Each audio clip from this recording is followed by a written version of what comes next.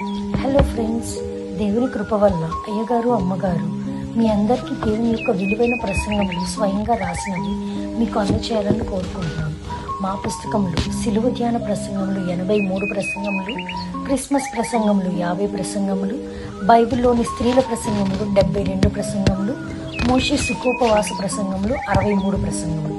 ఈ పుస్తకములు అయ్యగారు అమ్మగారు స్వయంగా రాసినవి మీ అందరికీ అందాలని కోరుకుంటున్నాము. మా పుస్తకములు కావాల్సిన వారు కాంటాక్ట్ అవ్వాల్సిన numbers: Bapatla reverend doctor P Jayapal గారు, phone number 9866412025. Guntur doctor P Prasad Rao గారు, ఫోన్ నెంబర్ 9413685994 అండ్ 9705789407. మా పుస్తకంలో మీరు తీసుకొని చదివి ఆదరణ పొంది దేవుని మహిమపరచాలని కోరుకుంటున్నాము. Don't forget to like the video. Thank you.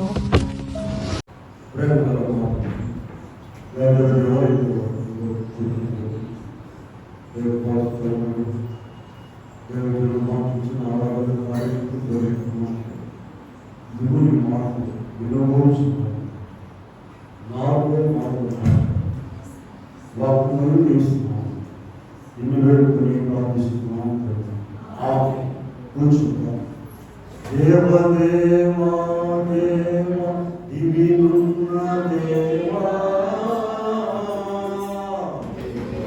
దేవా దేవా దివినున్న దేవా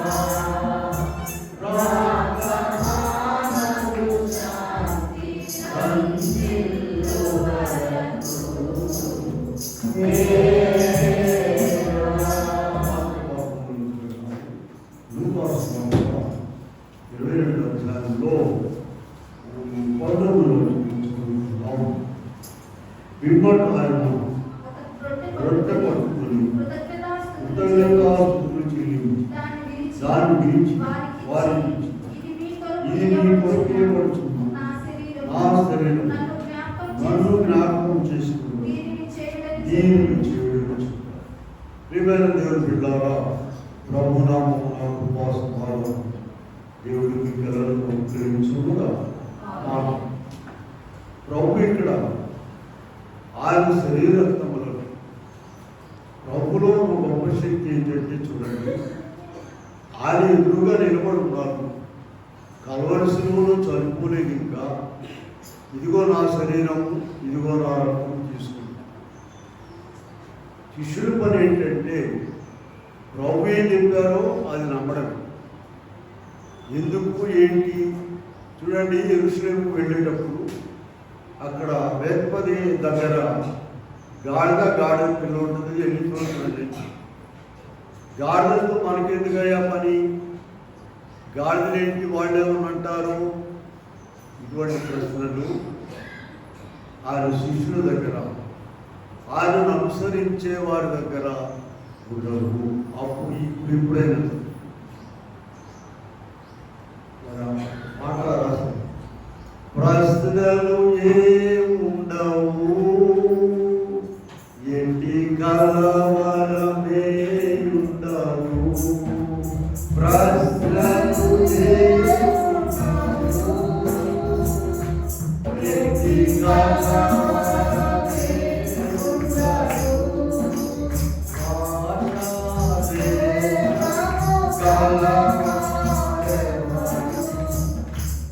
అక్కడ ఎక్కడ ఉండరు.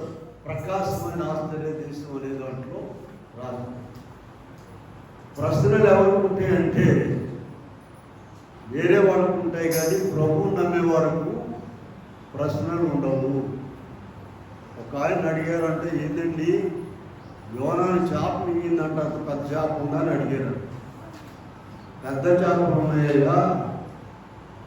ఒకవేళ పెద్ద చేపని అంటే 5 టన్నులు ఉన్న చేపని యోనా మింగేసాడని రాసినా కూడా మేము నమ్ముతాము.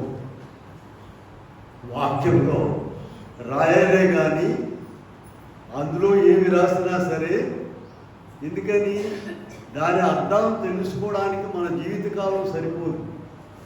సరే, మన వాక్య భాగంలోకి వస్తాము. ప్రభు స్వయంగా చెప్పిన మాట ఏంటంటే, నన్ను జ్ఞాపకం చేసుకున్నటకై నేను నిలిచి. ప్రభు ఎంత గొప్ప ప్రేమ కలిగిన వాడంటే, ఉదాహరణ చెప్తా చూడండి. ఆయనను మనం జ్ఞాపకం చేసుకోలేమని క్రిస్మస్ పండుగ ఇచ్చాడు. ఏం జ్ఞాపకం చేసుకోవడానికి? ఆయన యొక్క జన్మదినము, బాల్యమును జ్ఞాపకం చేసుకోవడానికి ఆనందమాసం ఇచ్చాడు. ఆనందమాసం అంతా కూడా కూటాలు జరిపేవాళ్ళు ఉన్నారు. శిలువ జ్ఞానాలు ఇచ్చారు. ఎందుకు? ఆయన శిలువ మరణాన్ని జ్ఞాపకం చేసుకోలేమేమోనని. మనము 40 దినాలు, ఒక దినం అయితే ఎక్కదండి. 1 దినాలు 2 దినాలు అయితే నీ కొరకు చనిపోయాడు అంటే జనానికి ఎక్కదు. అందుకని 40 వ్రత దినాలు పెట్టారు. ఇలాగూ ఆయన యొక్క గొప్ప ప్రేమను బట్టి ఆయనను జ్ఞాపకం చేసుకునేటువంటి పద్ధతులు చూడండి. బెత్లెహేం అనగానే అర్థం ఏంటంటే రొట్టెల ఇల్లు. ఇప్పుడు ప్రభు పుట్టక ముందే ఆ బెత్లెహేం యొక్క అర్థం అదండి.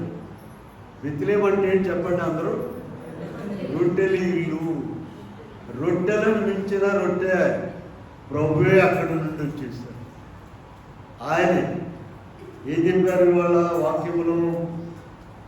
లూకా 22:19 పిమ్మట ఆయన రొట్టెను పట్టుకొని కృతజ్ఞతాస్తుతులు చెల్లించి విరిచి వారికి ఇచ్చి, ఇది నీ కొరకు ఇవ్వబడుతున్న నా శరీరము, నన్ను జ్ఞాపకం చేసుకున్నట్టు దీనికి చెబుతారు. మనము ప్రభు యొక్క జీవితము, బాల్యమును అన్నిటిని కూడా చూడండి. ప్రభు జీవితంలో జరిగినటువంటివి ఎక్కడా ఇప్పుడు ఎవరి జీవితాల్లో కూడా జరగలేదండి. ఏదైనా తీసుకో. బాల్యములో పరలోకము నుండి దేవదూతలు వచ్చారు. లోకములో ఎవరు పుట్టినా కూడా పరలోకం నుండి దేవదూతలు వచ్చి కబురు చెప్పలా ఎవరికి. చూడండి 2వ అధ్యాయము లూకా సువార్త 2:10 గొర్రెల కాపరుల దగ్గరికి పరలోకం నుండి దేవదూతల సమూహం వచ్చి ఏం చెప్తున్నారు? ఇదిగో ప్రజలందరికీ గర్వము సంతోషకరమైన వర్తమానం నేను మీకు తెలియజేస్తున్నాను. దావీదు పట్టణమందు నేడు మీ కొరకు రక్షకుడు పుట్టి ఉన్నాడు. క్రీస్తు ప్రభువులో ఉన్న ప్రత్యేకత ఏంటంటే, దయచేసి వినండి, ప్రజలందరినీ ఎక్కడున్నా కూడా అందరినీ చూడండి. మత్తయి సువార్త 11:28 ప్రయాసపడి భారం మోసుకుంటున్న సమస్త జనులారా. సమస్త జనులతో ఈయనకేంటి పని? ప్రజలందరికీ అన్నారు, ఈయనకేంటి పని? ఈయన అందరికీ సంబంధించిన వాడు, అందరి సృష్టికర్త, అందరినీ పోషించేవాడు, అందరినీ కాపాడేవాడు కనుక పరిశుద్ధ గ్రంథంలో ఎవరిని కూడా విడిచిపెట్టలేదు. అందుకని పరలోకం నుండి దేవదూతలు ఏం చెప్తున్నారు? ఇదిగో ప్రజలందరికీ కలుగుబోవు మామూలు సంతోషం, మహా సంతోషమా? ఆ చిన్నప్పుడు పండుగ వస్తుందంటే సంతోషం ఉండేది. పెద్ద అయ్యే కొద్దీ అమ్మ ఇక ఆ ముఖాల్లో సంతోషం ఉండదు. ముసలాళ్ళని చూడండి, ఇక వాళ్ళు ఏదైనా చెప్పండి అట్లాగే ఉంటారు. ఎందుకని వయసు పెరిగే కొద్దీ ఆ సంతోషాలన్నీ కూడా వెళ్ళిపోతూ ఉంటాయి. అలా కాదు. అందుకని దైవజనులు చాలామంది మేధావులు చూడండి, ఆ బైబిల్ పండితులు అనేవాళ్ళు, వాళ్ళు వీళ్ళు తలకాయలు పగలు కొట్టుకుని ఉన్నారు. యేసు ప్రభు డిసెంబర్లో పుట్టాడని ఏడుందండి.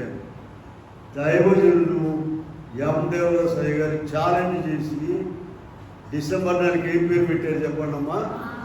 ఆనంద మాసం అని పెట్టేశారు. ప్రపంచమంతటా కూడా డిసెంబర్ నెలను ఆనంద మాసముగా జరుపుకుంటూ ఇలా కనుక ఇక్కడ మనం చూస్తే పరలోకము నుండి వార్తలు చేసినాయి. ఎవరన్నా పిల్లవాడు కానీ అమ్మాయి కానీ అబ్బాయి పుట్టిందంటే ఏం చేస్తారమ్మా? త్వరగా ఫోన్లు ఉన్నాయి, ఇప్పుడంతా మెసేజ్లు పెట్టడం, ఫోన్లు వాళ్ళకి సంబంధించిన వాళ్ళకి తెలియపరుస్తారు. అబ్బాయి అమ్మాయి పుట్టారు, వెంటనే అడుగుతున్నారు. అమ్మాయి అని ఫోన్లు అడుగుతుంటే ఆమె చూడలేదు ఇంకా సరిగా, అడుగుతున్నాడు అమ్మాయి. కనుక చూడండి ఎంత క్విక్గా వెళ్ళిపోతున్నాయో చూడండి వార్త. ఈ వార్త పరలోకం లూకాసు వార్త 1వ అధ్యాయంలోకి వెళ్ళండి. 1వ అధ్యాయంలో 26వ వచనములో మనం చూస్తే గాబ్రియేలు ఏం చెప్తున్నారు? 6వ నెలలో దేవదూత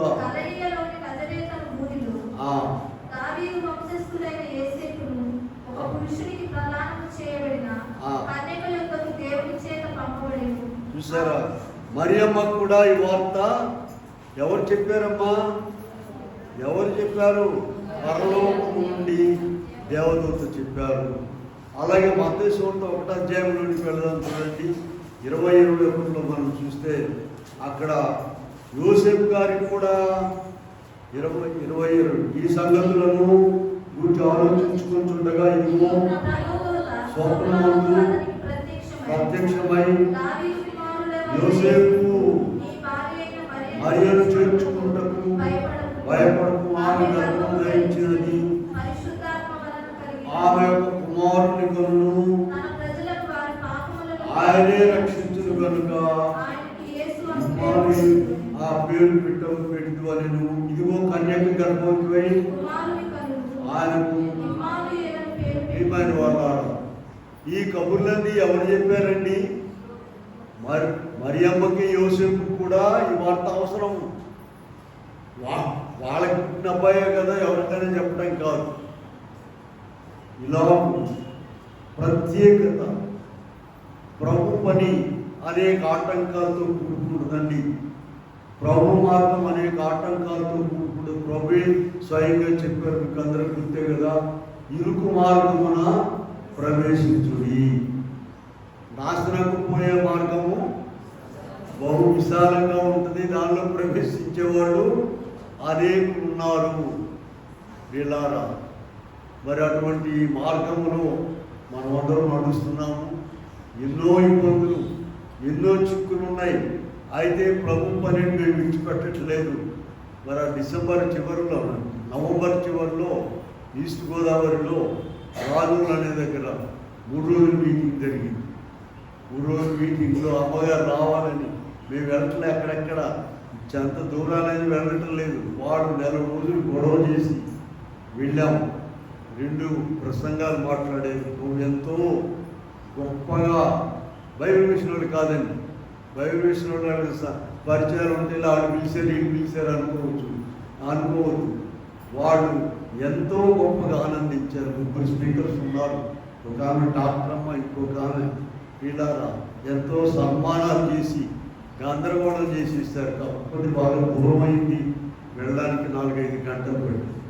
అలాగే నిన్నటి దినమున ఈ పోతురాజు కొత్తపాలెంలో కూడా వాళ్ళు కూడా బైబిల్ విషయం వాళ్ళు కాదు, వాళ్ళు తప్పకుండా రావాలి అని వాళ్ళ యొక్క ఆ చర్చి 12వ యానివర్సరీని జరుపుకుంటూ మమ్మల్ని ఆహ్వానించున్నారు.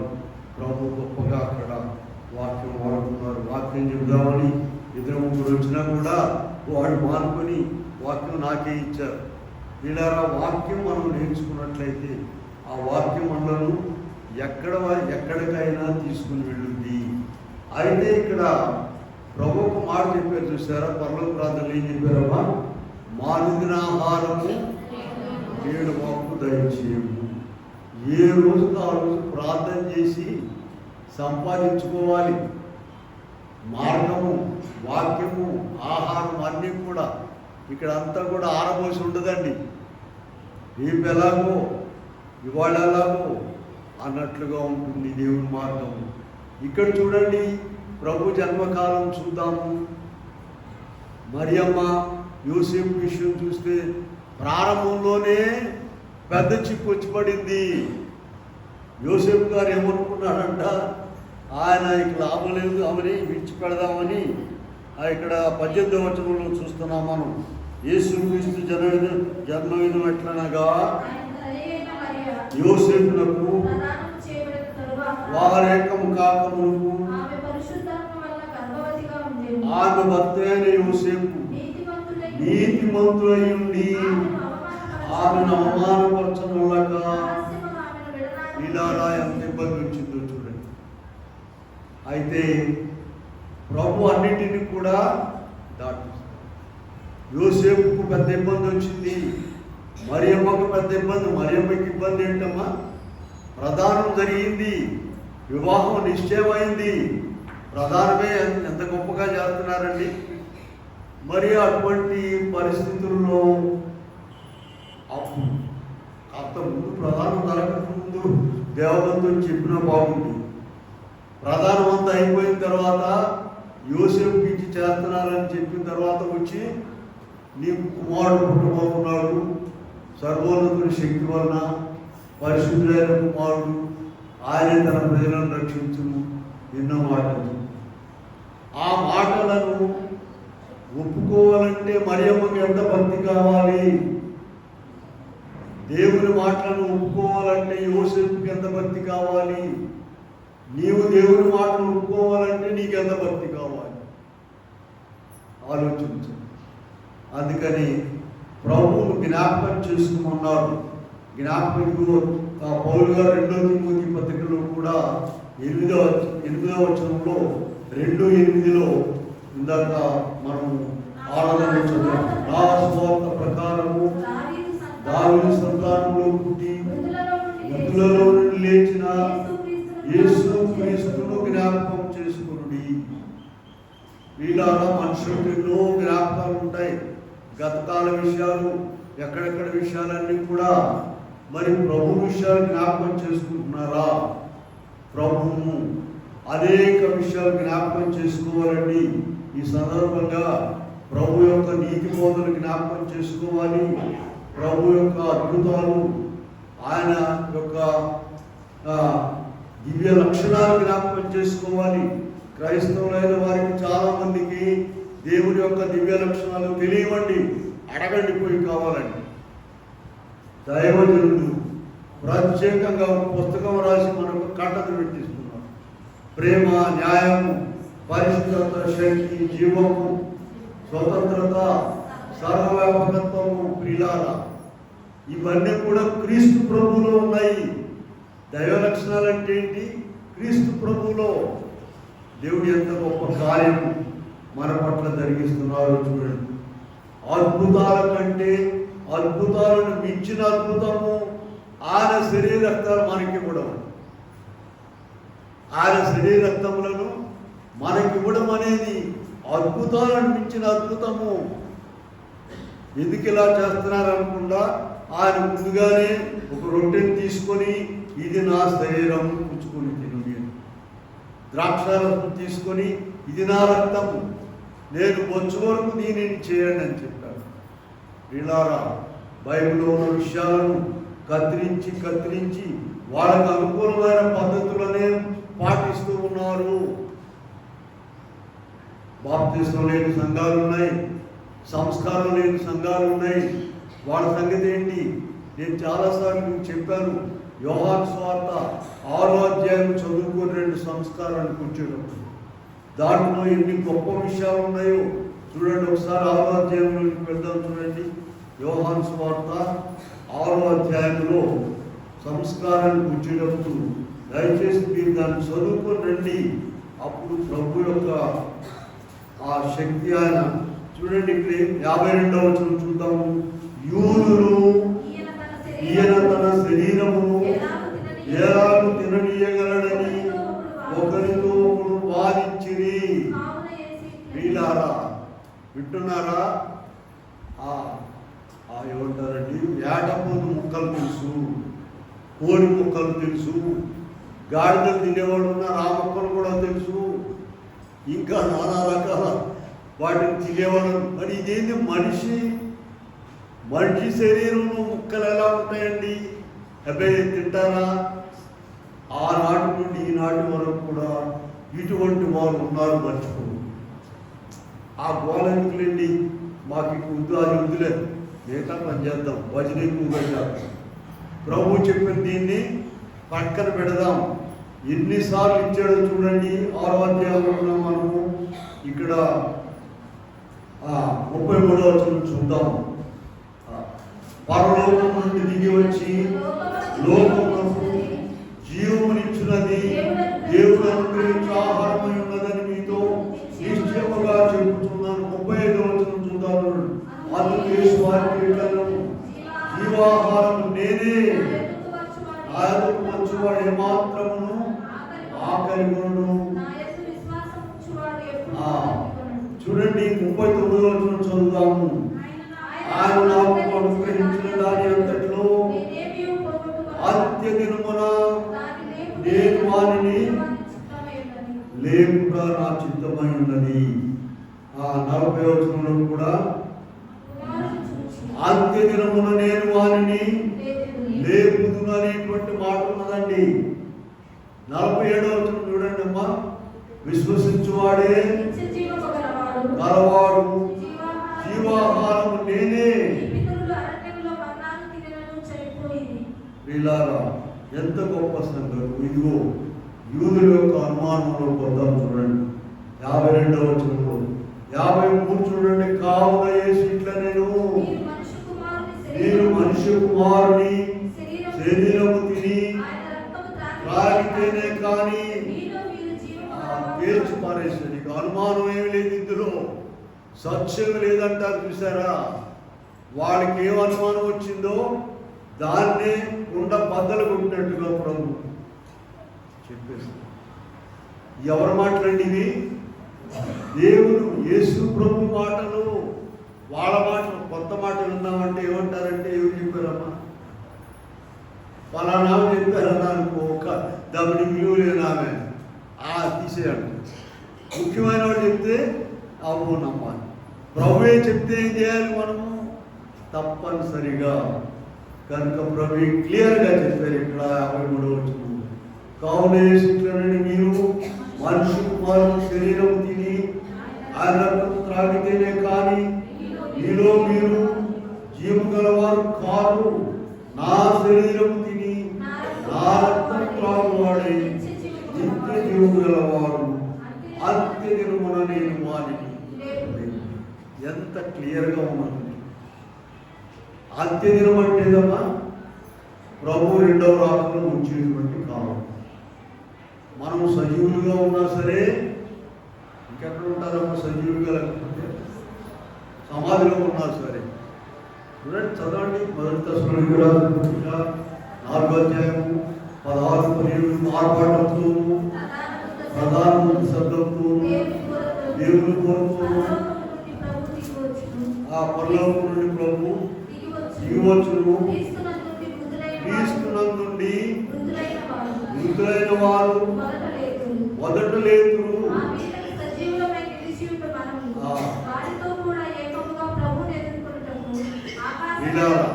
దేవుడు మనకి ఎంత ఛాన్స్ ఇచ్చారో చూస్తున్నారా?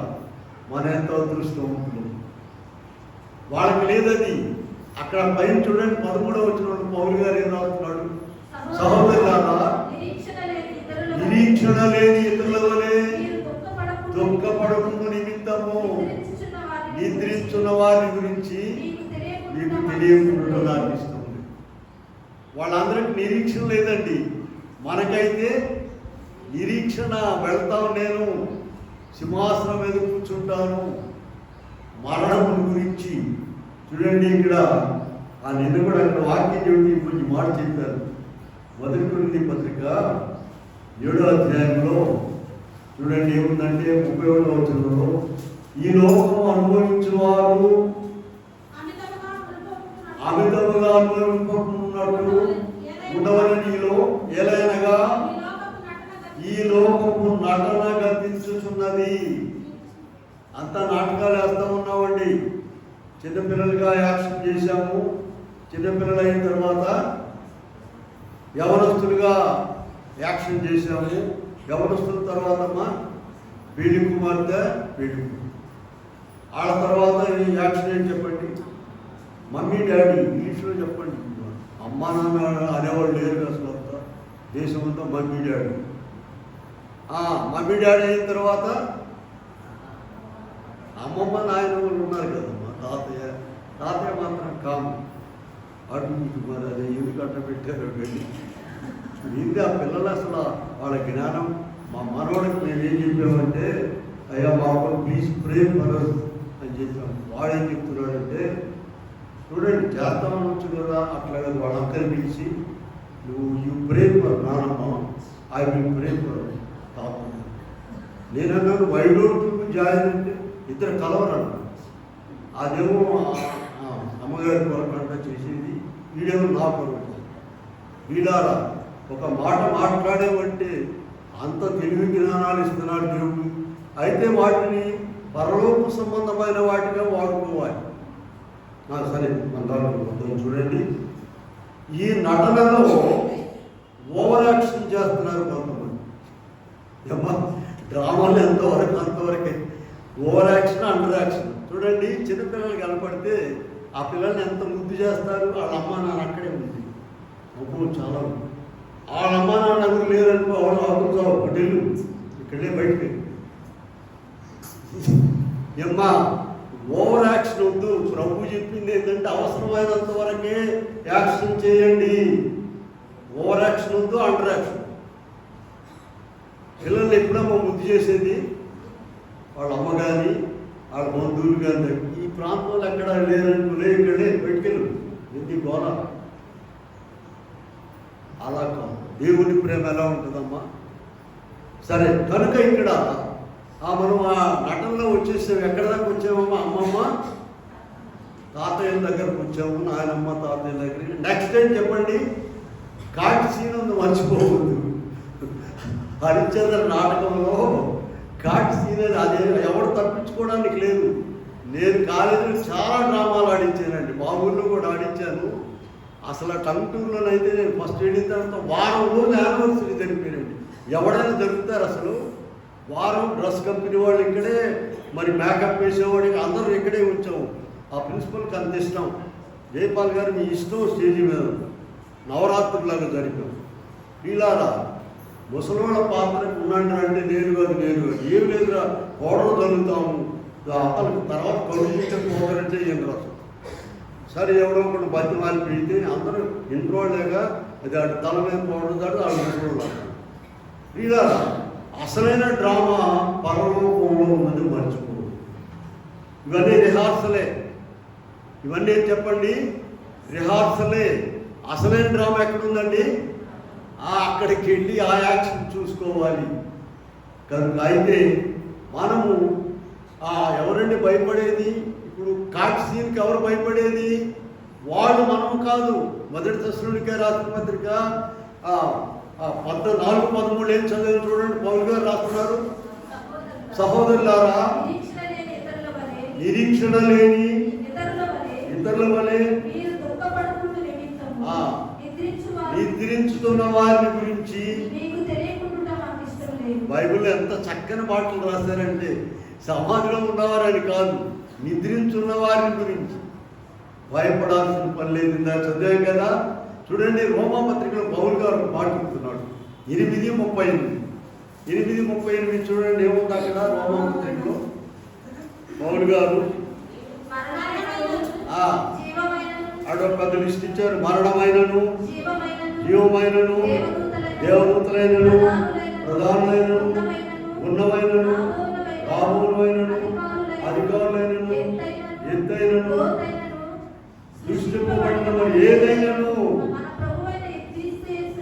కనుక పిల్లల ఈ కాటి సీన్ అంటే ఎవరికి భయపడాలి? ఆళ్ళకి భయం, మనకే భయం. మనం బ్రహ్మాండంగా చూడండి 3 శత్రువులు ఉన్నాయండి. ప్రభు మార్గంలో మనల్ని ముందుకు పోనేకుండేటువంటి 3 శత్రువులు ఏవేంటి చెప్పండి? మొట్టమొదటి శత్రువు ఏదమ్మా? చాలాసార్లు చెప్పాను మీకు, చెప్పాలి అంతా చెప్పండి. మన శరీరం దేశంలో శరీరం కాదు. ఇంట్లో ఇద్దరు ఉంటే ఆశ్చర్యం కాదు, ఎవరి శరీరం వాడి. 2 సాతాను, 3 లోకం. దేవుడు ఎంత ప్రేమ కలిగిన వాడంటే శరీరాన్ని మనం జయించలేమని ఆయనే మన పక్షంగా జయించాడు. ఎందుకు తెలుసా? ఆ కాళ్ళు నొప్పి, కాళ్ళకు కళ్ళు కనపడము, వినపడము, ఇవన్నీ కూడా బహుమతులు అన్నమాట. అక్కడికి సిద్ధపడ్డాలి. ఇవన్నీ కూడా నష్టమైన పనులు కాదు, ఇవి కష్టమైన పనులు కాదు. ఆ నడుము నొప్పండి, నడుము పగిలిపోతుంది, రోగం వచ్చిందండి, తలనొప్పి, కళ్ళు కనపట్టలేదు. మేము నిన్న వెళ్ళిన కూటం దగ్గరికి ఆమెకి ఎన్నేళ్ళమ్మా? ఆమెకి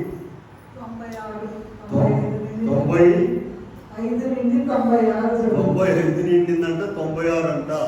వీళ్ళకి మాట్లాడితే అయ్యగారు నా గుండెల్లోనే ఉన్నారు, నా ప్రార్థన చేయించుకుంటుంది నా చేత. వాళ్ళ అబ్బాయి అక్కడ ఆ కూతురాజు కొత్తపాలెంలో చర్చి ఏర్పాటు చేశారు.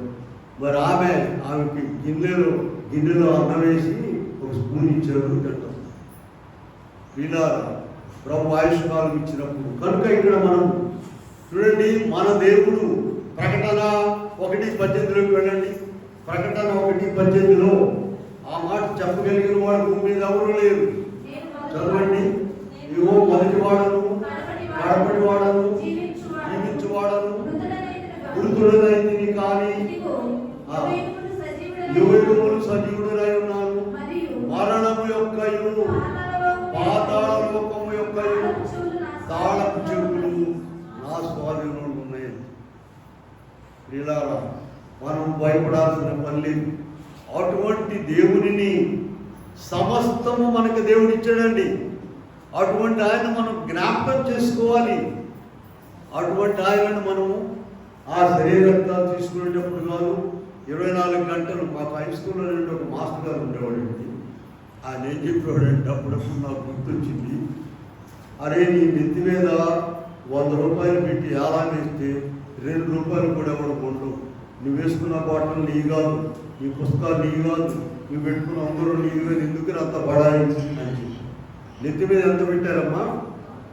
100 రూపాయలు పెట్టి ఎలా వేస్తే ఆడంట 2 రూపాయలు కొనరాడు, 98 రూపాయలు మిగిలి ఉన్నావు సార్. అటువంటి పద్ధతి మనకు కూడా. మనకు కలిగిన సమస్తం ఎవరిచ్చారమ్మా? నీకున్న బట్టలు, డబ్బులు, అందము, ఆ మొక్క ఒకటి ఎర్రగా నల్లగా ఉంటారు, అన్ని ఆయన వీళ్ళ ఇల్లు, వాకిలి సమస్తము కూడా. యోహాను సువార్త 1వ అధ్యాయం ఉంది కదా, ప్రారంభం ఏమని చెప్పండి? సమస్తం ఆయన మూలంగా కలిగేను, కలిగి ఉన్నదేది ఆయన లేకుండా కలుగలేదు.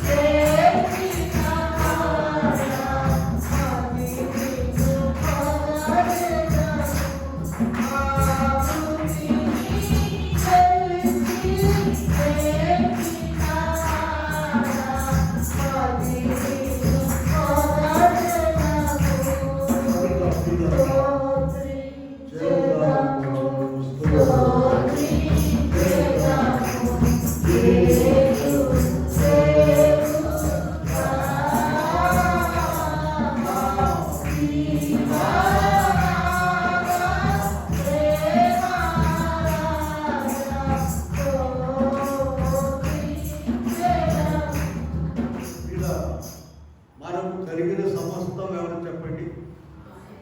ఆయన.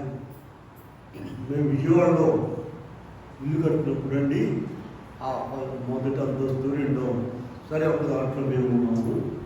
అద్దెకు వస్తున్నాం. అద్దెకి ఇవ్వడానికేగా మేము వాక్యానికి అడుగుతాం. వాళ్ళకి ఏం చెప్పారంటే, నేను అమ్మా మేము 1 రోజుల్లో చెప్తాము, ఇంటి ఓనర్ ఉన్నాడు అని చెప్పారు. ఆమె తెల్లారి పట్టుకొచ్చి ఏంటంటే అలా చెప్పి వీళ్ళు మీకేనట్టు కదా ఇలా పట్టుకున్నాను. ఇంటి ఓనర్ ఎవరమ్మా? మనకి రావాలి ఆ మాట నోట్లోకి. నేను నేను దీనికి ఆమెకి ఏం చెప్పాలో అర్థం కాదు. క్రైస్తవురాలని అర్థం కాదు. ఇమ్మీడియట్గా వచ్చేసి ఏందో అర్థం చెప్పారు, వీళ్ళు మీదన్నాడు కదా, ఎవరిలో కలుసుకోవాలంటారు. మా ఉద్దేశం ఏంటంటే ప్రార్థన చేస్తాము. మరి వారం రోజులు 4 రోజులు ప్రార్థన చేసి పంపించి కనుక ప్రియులారా, మనకు కలిగిన యోహాను సువార్త 1వ అధ్యాయం చూశారు. అది మన ఇంట్లో మనకు కలిగిన ప్రతి వస్తువు ప్రతిది కూడా ఎవరిదండి? ఆ ప్రభువుది. అందుకే రాయగారు రాశారు, అంతా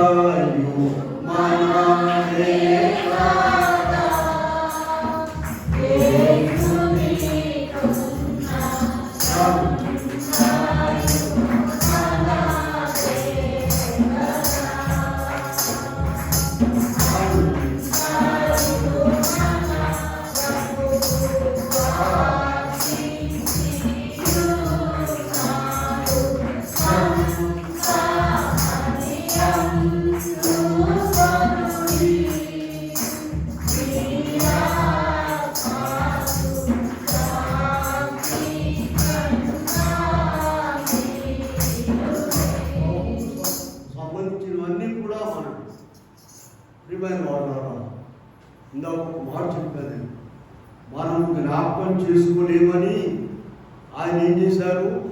ఆనంద మాసము బాల్యము జ్ఞాపకం చేసుకున్నారు. శిలో శ్రమల త్యాగాలు ఆయన శిలో మరణాన్ని జ్ఞాపకం చేసుకున్నారు. ఇలాగూ ప్రభు మనల్ని ప్రేమించి ఇచ్చారు కనుక ఆయన నీతి బోధలు జ్ఞాపకం చేసుకోవాలి, ఆయన విలక్షణాలు జ్ఞాపకం చేసుకోవాలి, ఆయన శిలో మరణమును జ్ఞాపకం చేసుకోవాలి, ఆయన పునరుద్ధానమును జ్ఞాపకం చేసుకోవాలి. ప్రియులారా, పరిశుద్ధ గ్రంథం మొత్తంలో 5 చాప్టర్స్ ఉన్నాయటండి. నేను నా మాటలు కాదు ఇక్కడ చెప్పేది, 24 గంటల బైబిల్ కామెంటరీ బుక్స్ చదువుతాం కనుక వాళ్ళు రాసిన మేధావులు రాసినటువంటి 40-50 సంవత్సరాలు బైబిల్ని అంతా వడకట్టి రాశారు. వాళ్ళు చెప్పారు 5 చాప్టర్స్ ఉన్నాయటండి, 5 అధ్యాయాలు ఉన్నాయట బైబిల్ మొత్తంలో. ఏమిటంటే అవి మత్తయి సువార్త చివరి అధ్యాయము, మార్కు సువార్త చివరి అధ్యాయము, లూకా సువార్త చివరి అధ్యాయము, యోహాను సువార్తలో 2 అధ్యాయాలు. ఇవేం చెప్తున్నాయో తెలుసా? ఆయన తిరిగి లేచాడు, చనిపోయి ఛాలెంజ్ చేసి చెప్తున్నాయి. ప్రపంచంలో ఎవరు కూడా చనిపోయి తిరిగి లేచిన వారు లేరు. ఒక్కరే ఆయన తిరిగి లేచారు, కనబడ్డారు. అయితే చనిపోయిన వారు కనబడితే ఏమనుకుంటారమ్మా? భూతం అనుకుంటారు. చూడండి, లూకా సువార్త 24 అధ్యాయంలో ఉంటారు.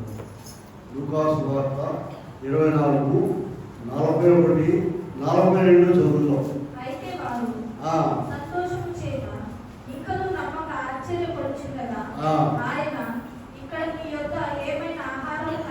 కలదాని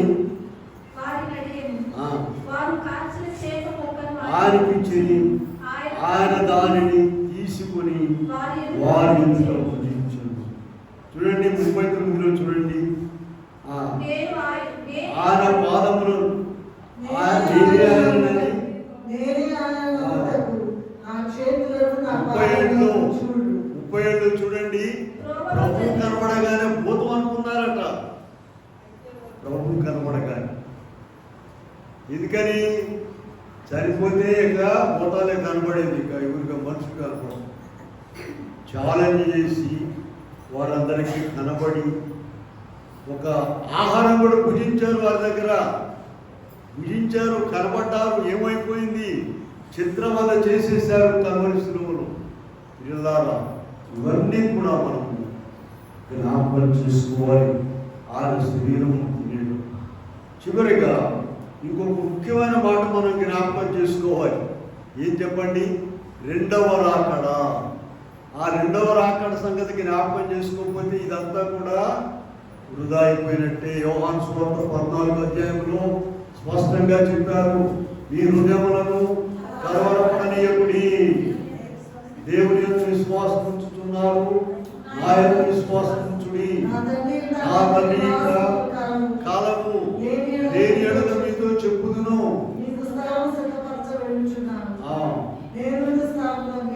నేనుండు స్థలంలో మీరు నుండులాగున మరల వచ్చి ఆయన నుండుటకు మిమ్మల్ని తీసుకొని పోదును.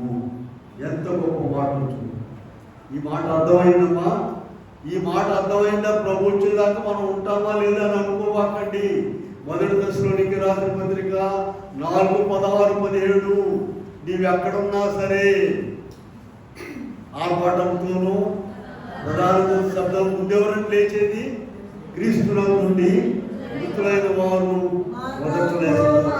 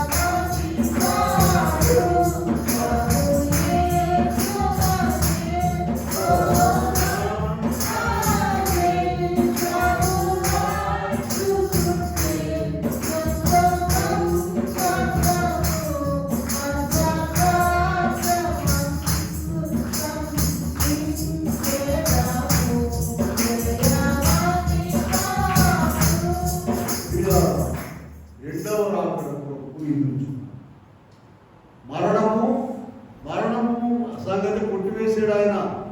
అది మైనస్లో పెట్టండి. పౌలు గారు చెప్పిన మాట ఇప్పుడే చదివాక రోమా 8:38 అసలు మరణంతోనే మొదలు పెట్టాడు. ముందు చదవకల్లా మరణం అసలు కష్టమైంది కనుక అటువంటి నిరీక్షణ పెట్టుకుని మనం ముందుకు వెళ్ళాలని ప్రభు కోరుకుంటున్నారైతే అనేకమైన శ్రమలు, ఇబ్బందులు, కష్టాలు, నష్టాలు ఇవన్నీ కూడా చుట్టుముడతాయి. చుట్టుముట్టినప్పుడు అక్కడ ప్రభు మన కొరకు సిద్ధపరిచినటువంటి ఆ గొప్ప పరలోక రాజ్యం చూస్తాం. ప్రభు వచ్చే కాలంలో గొప్ప అద్భుతాలు జరుగుతాయి. భయంకరమైన హింసలు, శ్రమలు వస్తాయి. ఒక్క వాక్యం చూపించి నేను ముగిస్తాను మీకు. లూకాసు వార్త 21వ అధ్యాయంలోనికి వెళ్దాం. లూకాసు వార్త 21వ అధ్యాయంలో 34 నుండి చదువుదాం. చూడండి. మీ హృదయంలో ఒకవేళ తిండి వలనను, మత్తు వలనను, ఐహిక విచారం వలనను ఆదిను అకస్మాత్తుగా మీ మీదికి రాకున్నట్లు మీరు జాగ్రత్తగా ఉండి 35వ వచనం ఆదినము నివసించు వారందరి మీదికి అకస్మాత్తుగా వచ్చును. 36వ వచనం చూడండి, అందరూ చూడాలి. కాబట్టి జరగబోయేలను తప్పించుకొని మనుషు కుమారుని ఎదుట నిలువబడుటకు శక్తి గల వారన్నట్లు ఎల్లప్పుడూ ప్రార్థన చేయొచ్చు మెలకువగా ఉండేందుకు. మళ్ళీ మన దగ్గరకు వచ్చేసాం. ఇన్ని వాక్యాలు అన్నీ అయిపోయి ఇదిగో మనకు రోజు చెప్పేది మొత్తుకునే దాని దగ్గరకు వచ్చాము. అందరూ ప్రార్థన చేస్తున్నారా? 2 పూట్ల వాక్యంలో ఉన్నదే ఎల్లప్పుడూ ప్రార్థన చేయొచ్చు. పాత నిబంధనలోనే ఉందండి.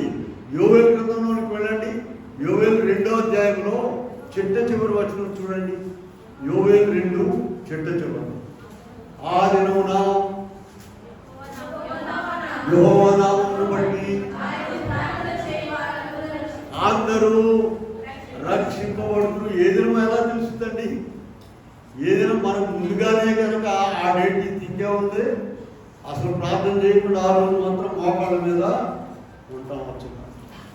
అందుకని ఏ దినమో తెలియదు కనుక మత్తయి సువార్త ముందుకు వెళ్దాం. చూడండి 24వ అధ్యాయంలో మనం చూసినట్లయితే 36వ వచనం చూద్దాం. 24:36 అయితే ఆ దినం గురించి తండ్రి మాత్రమే కానీ మనుషుడైనను దూతలైనను కుమారుడైనను. ప్రియులారా, కనుకనే ప్రతిదినము ప్రార్థన చేసుకోమని చెప్తూ ఉన్నాము. ఎవరైనా సరే ఎవరి ప్రార్థన వాళ్ళదేనండి. భక్తి అనేది వ్యక్తిగతమైందండి. అందరూ కలిసి పాట పాడతారు, అందరూ చప్పట్లు కొడతారు, అందరూ కలిసి ప్రార్థన చేస్తారు, అందరూ కూడుకుంటారు. భక్తి అనేది వ్యక్తిగతం. కనుక ఎవరు మటుకు వాళ్ళు తింటున్నారమ్మా, ఒకరు తిండి ఒకరు తింటారా? ఎవరు ప్లేట్ వాళ్ళదే, ఎవరు భోజనం వాళ్ళు, ఎవరు నోట్లో ముద్ద పెట్టుకుని వాళ్ళే తిని. అంతేకాని నా బదులు నువ్వు తినమ్మా, నేను లగవలేనంటే నువ్వు కూడా ఇంకో పళ్ళు తినమ్మంటే అట్లా కుదరదు. కనుక మీరు ప్రార్థన చేసుకోవాలి. ప్రతిదినం కూడా 2 పూట్ల నాకు తీరదండి అనేటువంటి వాడు ఉండకూడదండి. తీరికిస్తాడు ఆయన. ఎట్టిస్తాడు చెప్పండి. అక్కడ 2 బాగుంటి కాడ అంతా తీరికి చీకట్లో కూర్చుని అమ్మా ఇక కొత్తగా తిరిగి అక్కడ ఊడుకు తినే పని లేదు, బజార్కి లేవు. అది రాకముందే మనం ఇక్కడ ప్రార్థన చేసుకోవాలి. ముఖ్యంగా ఏదైనా ప్రభు మనతో మాట్లాడారు, ఆయనను జ్ఞాపకం చేసుకున్నారు. అటు కృపాదేవుడు మనకు అనుగ్రహించుగా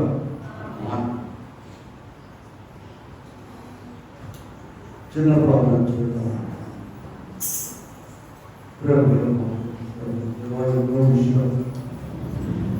లోకాన్ని జీవించేటువంటి విషయం మాకు జీవనం మమ్మల్ని సిద్ధపరిచే విషయం. ఈ ఆహారం చాలని భూమిల నుండి గొప్ప ఆహారం పుట్టించి మాకు ఇచ్చారు. చాలని ఈ శరీరంతాలే మాకు ఇచ్చారు. దానిని మేము తీసుకొని వచ్చున్నాము. రోజు ఈ స్నానం వేడుకుని ప్రార్థిస్తున్నాము. అలాగే ప్రార్థనలో ఉండండి.